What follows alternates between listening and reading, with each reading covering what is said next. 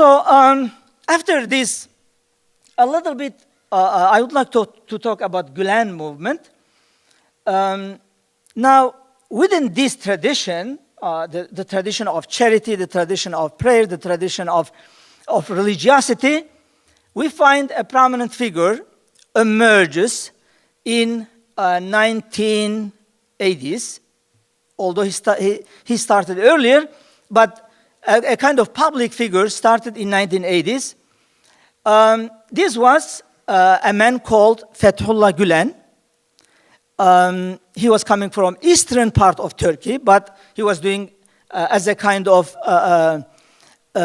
preacher and imam under the Directorate of Religious Affairs, under the Ministry of Religious Affairs. So he was actually a member of the Department of Religious Affairs, if you wish, the department. I use the term that, make it familiar for us. He was a charismatic leader. At the very beginning, because of for his speeches, for his,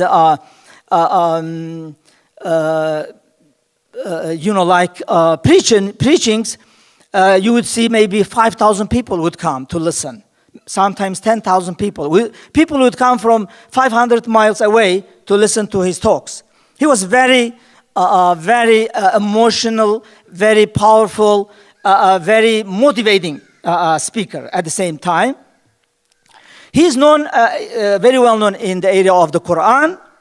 He memorized the entire Quran, which is not easy actually. It's about 600 pages. He has memorized the entire Quran. He was not like a regular religious figure. One of the examples that he was an unruly, the first time he said, Muslims has to establish high schools, not religious schools, but just regular secular high schools. Because in his idea, mathematics is talking about God. Mathematics is talking about God. Physics is talking about God. Chemistry is talking about God. Why we just have a religious schools? So he encouraged Turkish Muslims to establish just regular secular schools. And in fact, he became very successful. Now, the result of those efforts we see today, this became a movement. According to Le Monde, the French newspaper, it is the largest movement which has Islamic roots, but civic movement in the world today. With approximately adherents of 8 million admirers, adherents, followers. And Gulen is living in the United States, in Pennsylvania. Few years ago, I think maybe 2 years ago, Foreign Policy Journal made a kind of announcement that they would like to choose the best intellectual, the most intellectual Muslim in the world, and Fethullah Gulen was elected, voted as the most intellectual personality. About 500,000 people went to foreignpolicy.com to vote. So that was very interesting. He lives a monastic lifestyle. Generally, he never married. Sorry, again, I'm getting away from this. He's very well known with his Sufi tradition, mystical tradition. In fact, I wrote an article on him. I try to situate his case, whether he's considered in a classical sense a Sufi, a mystic, or not. So I found a solution, and I said, a Sufi in his own way. Actually, he is a Sufi, but not in a classical sense. So if you have time, you can Google my article, A Sufi in His Own Way. It comes. Actually, you can read it. So the movement became very popular in Turkey. People started to support. Among the supporters of the movement, not only Muslims in Turkey, actually, some even non-Muslims. I just read in an article that a Jewish businessman, for example, supported one of the schools of the movement in Moscow, because it was very much contributing to the culture there and bringing Turkish culture to that place. So the Jewish businessman decided to support this school. Graham Fuller also wrote a book on the movement, not directly on the movement, but has a very good information on the movement. It's called The New Turkish Republic. Again, if you have time, you can look at this book as well. Some sources for your further reading. There are some reactions to the movement, negative reactions and positive reactions. Some people consider this movement as very open to the world. So not enough Turkish nationalist. Some accusing the movement being actually not enough Turkish nationalists, because the movement is open to all around the world.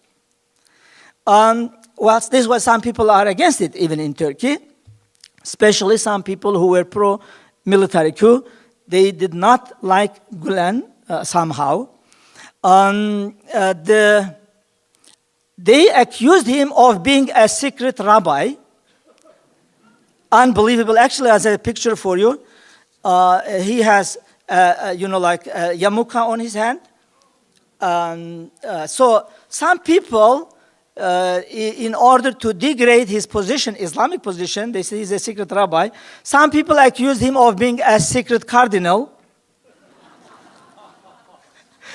It's very interesting. So a little bit about the activities of the movement. It has in several areas. One is education. In education, I think, as I said, they have now over 1,000 schools in Turkey and around the world, and schools in over 140 countries.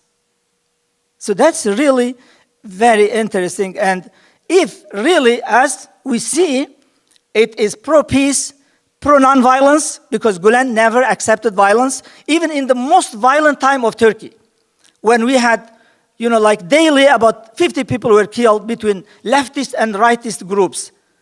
He said, be calm. He would go to people and say, violence is not solution. To do this is not a solution. You can come together, you can communicate. So that's why he promoted interfaith dialogue in Turkey, and then later in the United States, even here also he's promoting interfaith dialogue. So this education, if the generation that are educated in these schools be in this philosophy of nonviolence, I think we have a good promise about future. So I'm hopeful with that regard. Also, they have something in health area, like hospitals in Turkey, and I think several in Africa also. Some aid programs. They have also some aid programs helping the areas that are affected. For example, Haiti, earthquake, etc. And I think even New Orleans, when we had the flood there, this organization sent some aid. In media, the movement became very powerful. Actually, the largest newspaper in Turkey is now related to the Hizmet movement, what's called Hizmet movement, Hizmet, which means service, the movement for service. I think the most visible part and sometimes criticized part of this movement is interfaith dialogue, because the movement in Turkey started this interfaith dialogue in 1990s.